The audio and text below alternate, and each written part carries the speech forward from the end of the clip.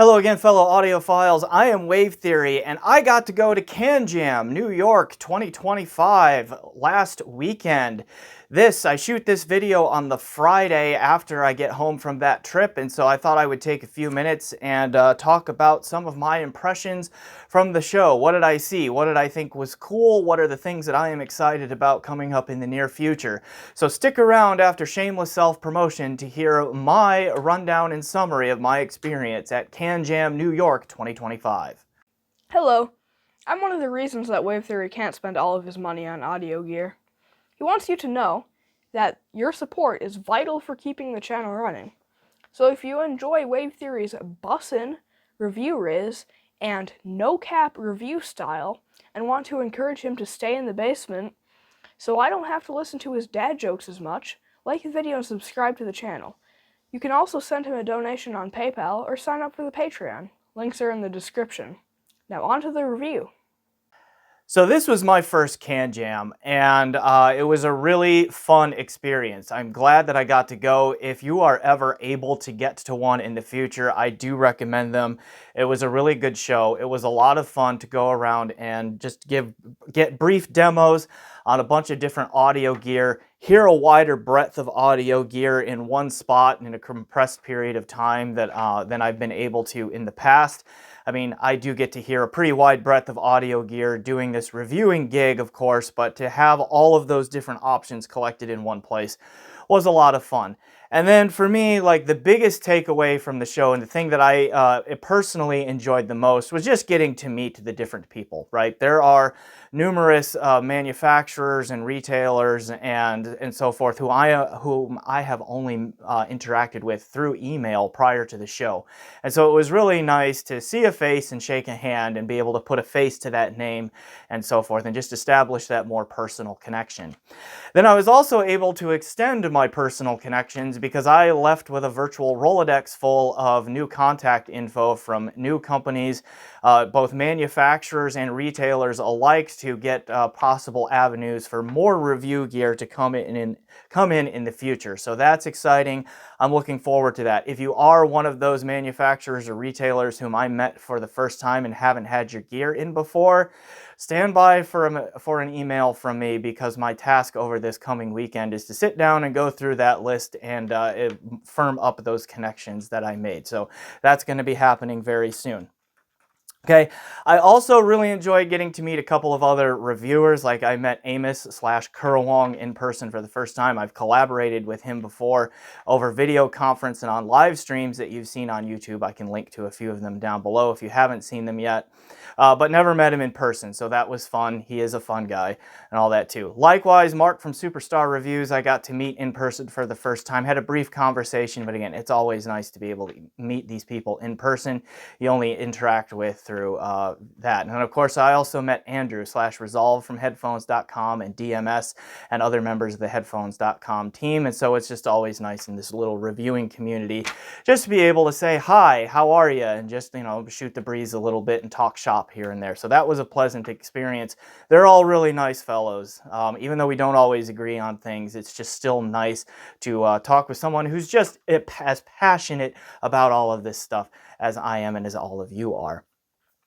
And then last but not least, I did meet several viewers at the show too, and that was a really cool experience for me. I mean, apologies because I have no idea who you are because I don't get to see your face, but when they would say, hey, Wave Theory, I really like your channel and I'm a viewer and all that, I really appreciated that. It was nice to be able to meet some of the members of the audience. So really fun experience, and again, to me, all the gear was cool, but it was those personal connection things that will stick with me the longest.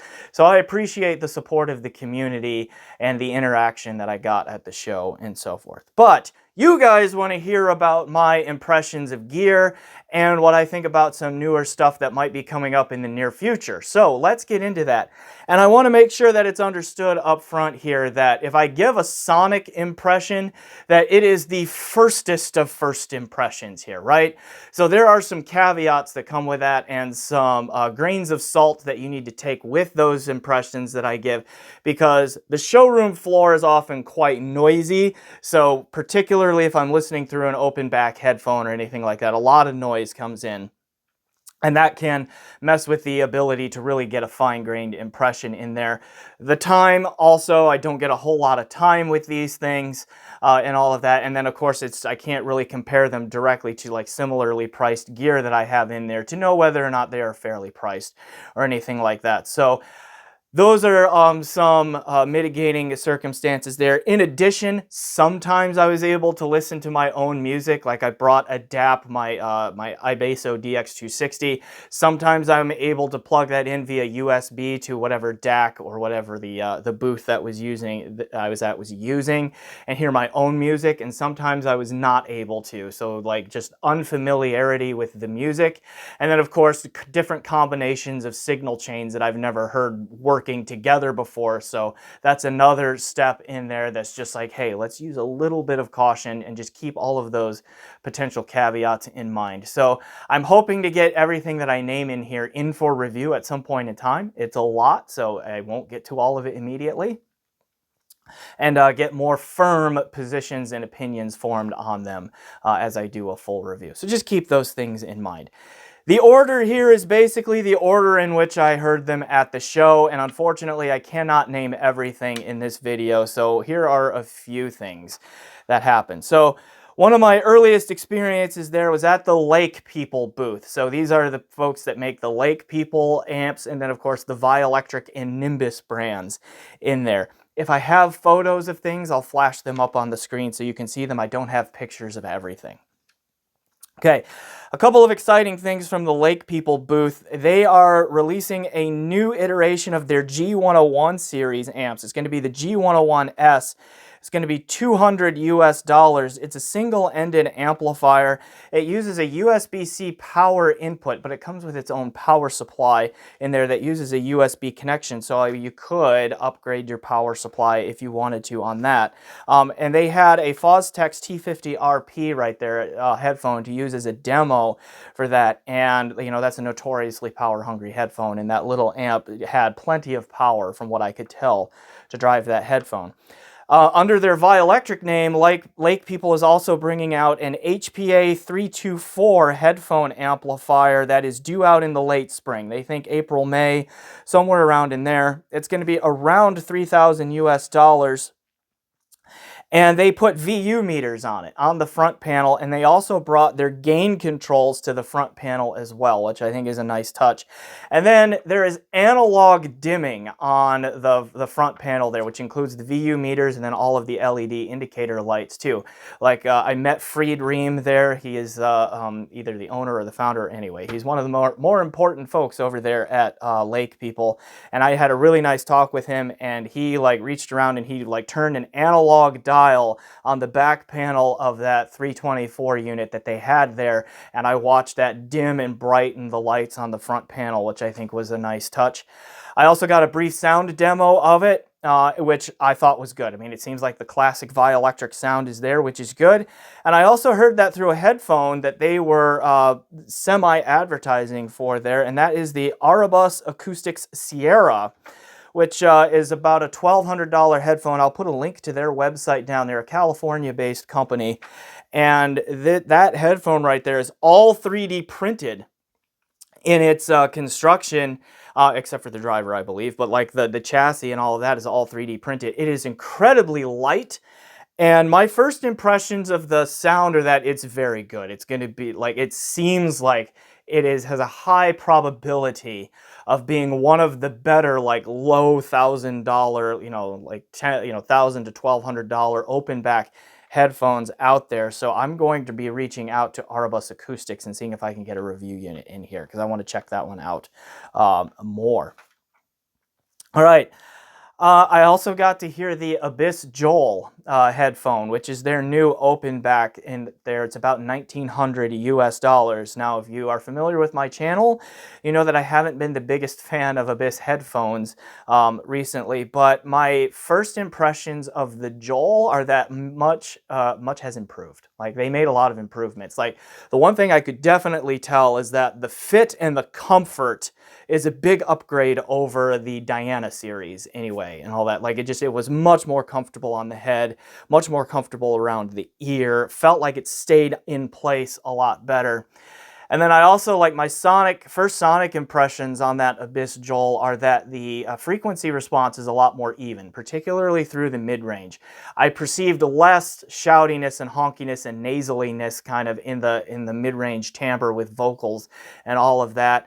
And then also it seems like the slam, you know, that bass impact like the 1266 is known for, and that I first heard with like the first Diana series headphone that I heard, which was the Fi, back a few years ago now, just had a lot of bass impact and slam and bass presence and texture and all of that.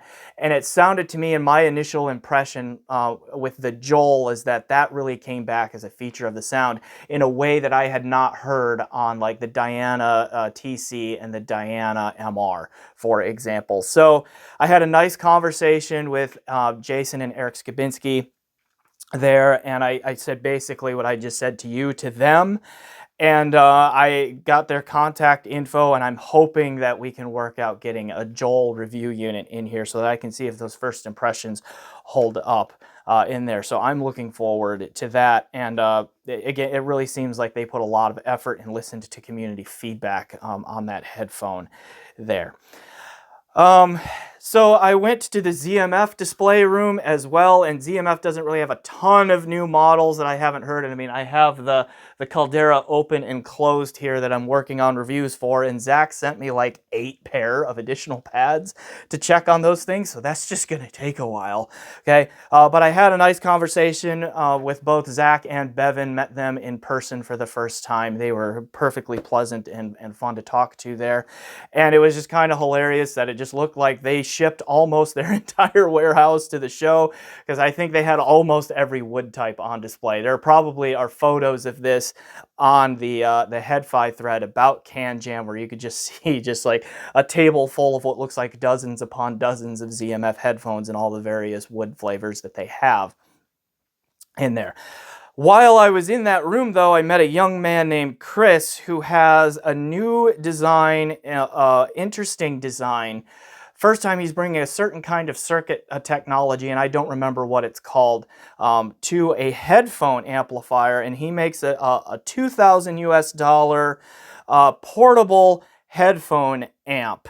Okay, this is the LOAZ, and I forget the model number here, but I will link to it down in the description there in his website. And I listened to it. I brought my DCA E3 with me to the show, and I plugged my E3 into his little amp there and sourced it from my DX260 DAP, and it seemed to have, for a battery-powered portable unit, it seemed to have plenty of power to push that E3 and sounded pretty good doing it. So I hope to get a review unit of that in the near future as well. Okay. Got to the Beyerdynamic booth. I heard the DT1990 for the first time. Like, oddly, that's just a headphone that I have not had a whole lot of experience with.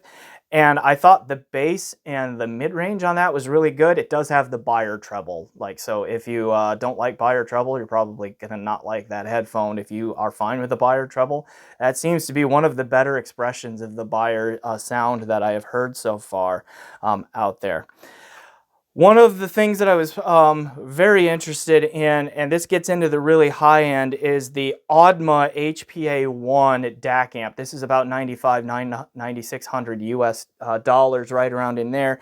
And there were 2 things that stood out about that unit to me. One, very powerful. They had an original HiFi Susvara there as one of their test headphones, and I'm familiar with the Susvara. It's one of my favorites. I have one. Okay, right over here. And so I plugged that in because I'm familiar with it. And what struck me was just like the dynamics and the impact to the sound there. Like the Susvara can be a sneakily slammy headphone.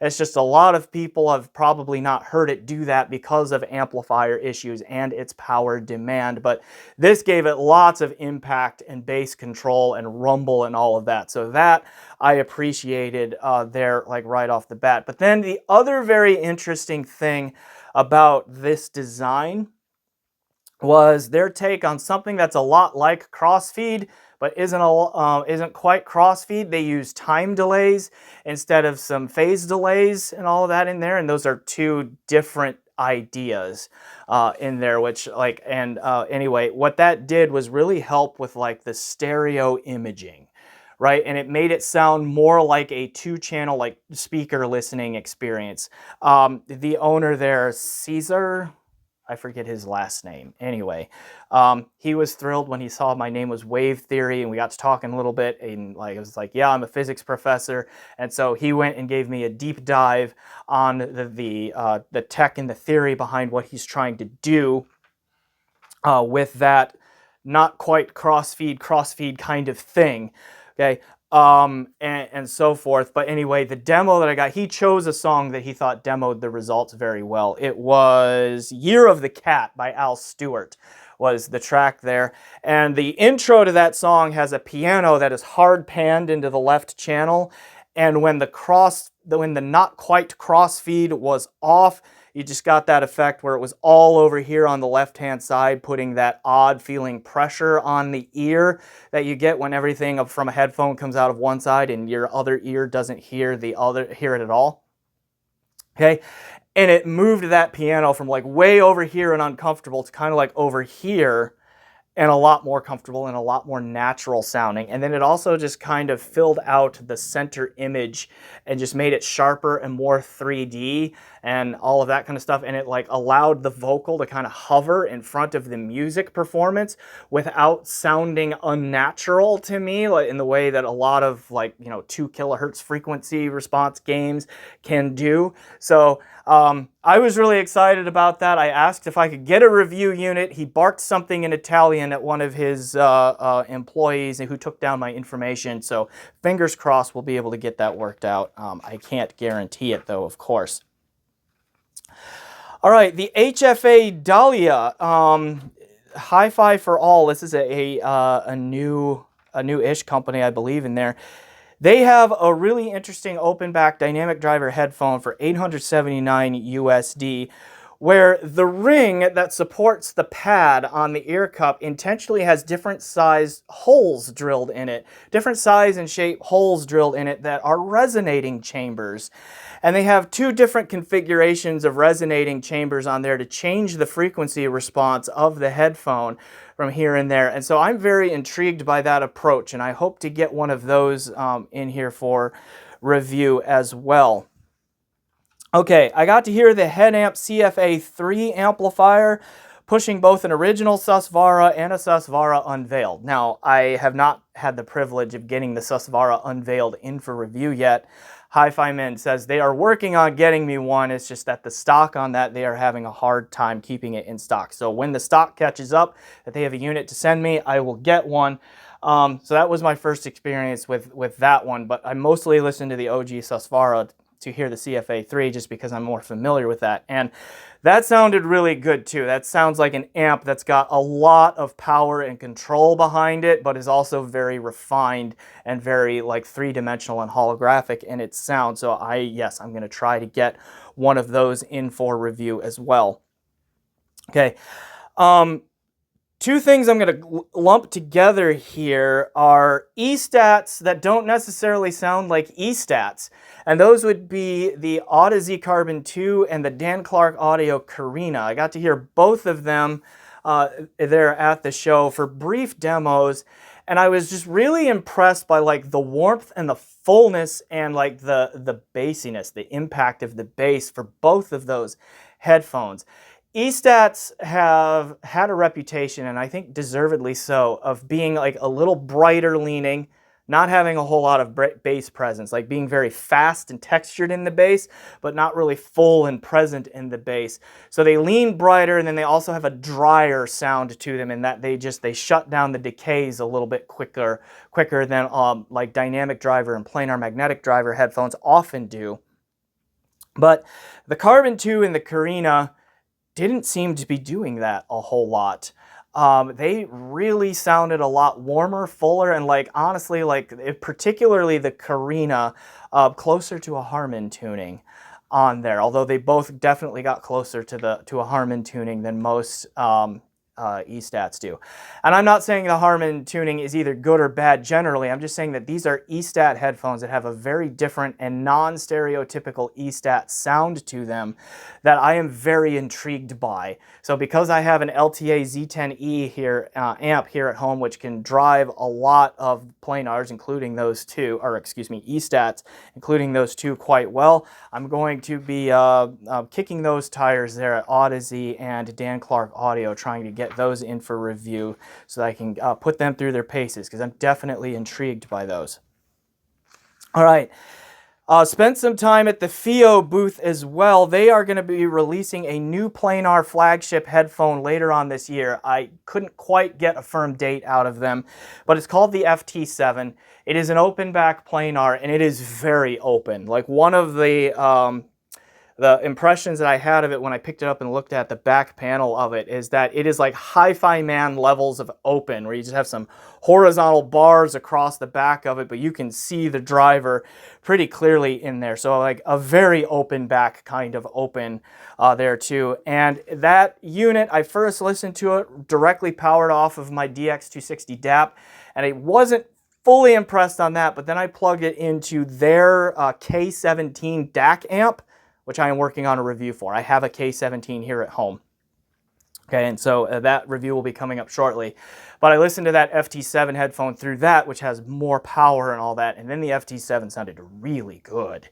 Okay, I don't know exactly what the pricing is going to be. It's going to be Fio's flagship, which probably means under $1,000 US, but that's me just taking an educated guess. Don't quote me on the final price there. And again, that's due out sometime later this year. I will, of course, ask them for a review unit when that is ready to go. Fosi Audio is also working on a new planar that's going to be due out, I think, in the summer here of 2025. And this was funny because it was creating a lot of buzz at the show here. It is about a $500 open back planar, and my Audio 46 rep did not have one of these at his table. They were a couple tables down from him, and I was like walking away at one point during the show, and he came running up after me, and he was like, Brian, that's my real name is Brian, if you didn't know that by now. You gotta hear this, and he drags me over to the Fosi table, lets me hear that headphone, and yeah, it was pretty impressive, and the buzz seems worthwhile. And so, as with just about everyone, I made sure we had contact info for each other, and yeah, I will get that new Fosi planar in for review as soon as I can. Okay, similarly, I stopped at the Apos booth and heard some cool stuff that they either are carrying or that they are working on coming up. And like, for example, they are working on a matching DAC to their Gremlin tube amp. And that DAC is a collaboration with JOAL Labs. So that's really exciting to me because I think quite highly of JOAL's DACs in particular there. And so that they are collaborating with Apos to bring a form factor and aesthetic matching DAC to that Gremlin amp, which is a pretty good entry-level amp, tube or no, in there. That's exciting, and I'm looking forward to that. And again, we'll hopefully get a review unit there. I was able to hear the prototype of that DAC into the Gremlin amp there, driving the new SJY closed back headphone, and I'm realizing now I neglected to write down the name of that model, so I apologize. I believe Lachlan over at Passion for Sound just released a review of that closed back headphone, and my first impressions of that were that it is quite good. Okay, so I will hopefully be getting a review unit of that from Apos in the near future as well, so stay tuned for that. Okay, Apos is also bringing out like a new IEM soon, and so I'll probably be getting a review unit of that and so forth. So there was just a lot of cool stuff at the Apos booth there, and those are some of the things that stood out to me. The Focal display, I was able to hear their, I believe they pronounced them the Azurys and the Hadenys. Okay, these are like their middle $100 kind of tier of open and closed headphones there. And what stood out to me about those two sonically is just the mid-range timbre. They had a cover of Wicked Game by Lusaint, I believe was the artist there, Lusaint. I'm guessing that's French and the T is silent. I mean, French vocale, sue me, okay? And like just there was a female vocalist in there, and just the sound of her voice was just sounded really surprisingly realistic and natural on those headphones. And mid-range timbre has been a struggle for me with vocals not named Utopia or Radiance in the past, and so I was encouraged to hear the evenness of tone and the naturalness of timbre with that female vocal through those headphones. So I'm going to make contact with Vocal and try to get those in here too. All right, Matrix Audio. I was recognized by someone who worked at that booth who came over, and they were very insistent that I come hear their new streamer, which is a transport only. It's called the TT1, and it's $1,800 US. It supports UPnP, AirPlay, Rune, and DLNA, so most of the streaming protocols in there. They had it wired up through a Burson amplifier. Which one was it? It was like their lower $1,000 one. Shoot, I forget the model. In there, they had that like through one of their own Matrix DACs, and then through a Burson amplifier there, and it was really noisy. And I had also had my Focal Radiance with me, so I plugged that in, and that combo sounded really good. It sounded really, really good in my first impression. They're very powerful, potent sound to it, which I enjoyed. So again, a theme. Hopefully I'll get a review unit in there. I had my first listening experience with mass Kobo amplifiers there. I heard the Model 433 and the Model 465. With the 433, I drove the Focal Utopia 2022. And with the 465, I got to hear it with an OG Susvara, and I was thoroughly impressed by the sound of both of them. And they make really high-end amps, so I hope I can work something out to get review units in for those. I can't promise it just given the price of those units and all of that, but they were really impressive on there too. I also stopped at the Fostex booth. I listened to their TH1000 RP, the closed back version of the 1100 RP that I reviewed at the end of calendar year 24. And just the tuning of this closed model was better than my memory of the tuning of the open model. So as the theme goes, I'm going to try to get one of those in here for review and all of that, because that's, a $2,600-ish closed back in there. And so like there are more high-end closed back models on the market than there have ever been before. And so just trying to get a feel for how that closed back market is going, I want to get that in here as well. Sennheiser, I got to hear like the extremes basically. I hear their new HD505 copper. Plug that in. That sounds really good, like a really generalist tuning with a lot of dynamics to it. But I'm looking forward to that one. That seems like it's going to be another like challenger for like the entry-level headphone of choice. I mean, we'll see. That's my initial impression of it. And I also got to go up to their HE1 room and hear the HE1, which is their $60,000 behemoth headphone system. And yeah, it's pretty special. It really is. Like, it's just the combination of detail but refinement on that, and just the amount of detail and smoothness, but like just not lacking anything to sound, having it all in there and no harsh edges. It just was just a really stunningly natural and believable listening experience in there with the HE1. Really fantastic stuff there.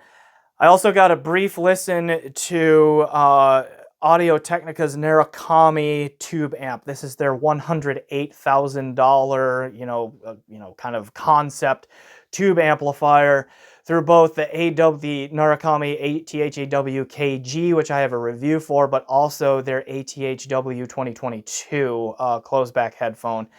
The W 2022 was definitely the better sounding headphone to my ear, a more natural tuning there, and of course that was also an amazing listening experience right there.